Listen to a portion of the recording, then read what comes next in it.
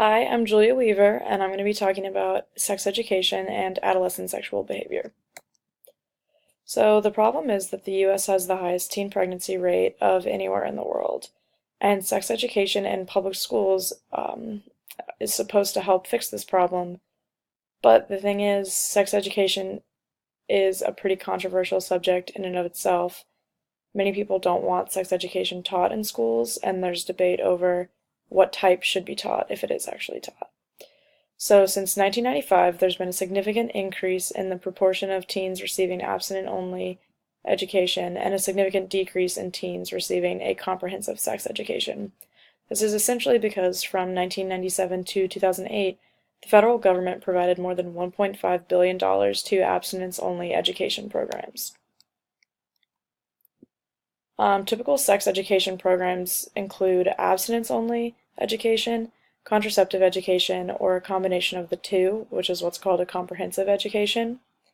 And like I just said, the federal government has funded abstinence programs for years. The thing is, the decision to focus primarily on abstinence-only education was not really based on scientific evidence, but more on personal preferences and moral beliefs about teens and sex in general. So in the 2016 fiscal year, federal funding for abstinence programs was increased to $85 million a year. And between 1997 to 2008, federal guidance actually prohibited programs from using federal funding to discuss contraceptive methods except to emphasize their failure rates. So this presents a problem because federal funding has been going to what appears to be not the most effective method. So the study I looked at, Consequences of Sex Education on Teen and Young Adult Sexual Behaviors and Outcomes, examined the relationship between the type of formal sex education received and key behaviors like how old you were when you first had sex, contraceptive use, prevention of pregnancy and STIs, and the development of healthy relationships. And the authors hypothesized that formal sex education in general is associated with less risky sexual behaviors and healthier outcomes for adolescents compared with receiving no sex education. The study methods, they utilized the National Survey of Family Growth, which was a nationally representative survey of U.S. males and females ages 15 to 44, and they used the 2006 to the 2008 dataset. The total sample included 2,505 females and 2,186 males ages 15 to 24. They just used that data range. And they were asked questions regarding type of formal sex education received and at what age, pregnancy, like if they've ever been pregnant, if they've gotten someone pregnant, if they've had STIs, and contraceptive and condom use.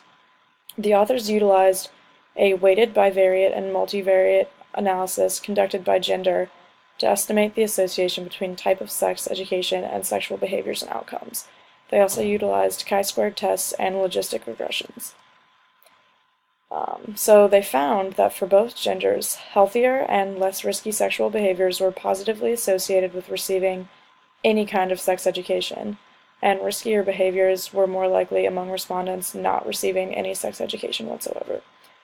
They also found that for females, abstinence-only education was associated with being significantly less likely to use a condom at first sex, and this is extremely problematic because that seems to indicate that abstinence programs don't teach this very important concept. They also found that comprehensive programs led to being older at the time of first sex, particularly among male respondents, and that has the indirect effect of making men less likely to get someone pregnant at a young age, to get an STI at a young age, among other things, so that's pretty good.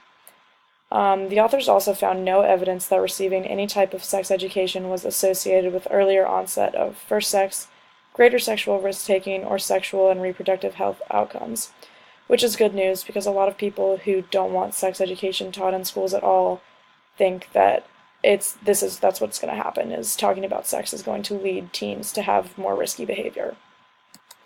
Moving to the discussion, we can definitely conclude that abstinence-only programs are better than no sex education at all, but it seems like a comprehensive program, including both contraceptive methods and abstinence, appears to be the most effective. And overall, moving forward, we definitely need more work to be done to continue improving sex education, And to ensure adolescents are receiving the most complete information on sex, they should be receiving a comprehensive education that can benefit them throughout their lifetime. And to get to this point, that will require that people look past their own moral beliefs and rely on scientific findings to determine how sex education is taught in schools. That's all I've got. Thanks.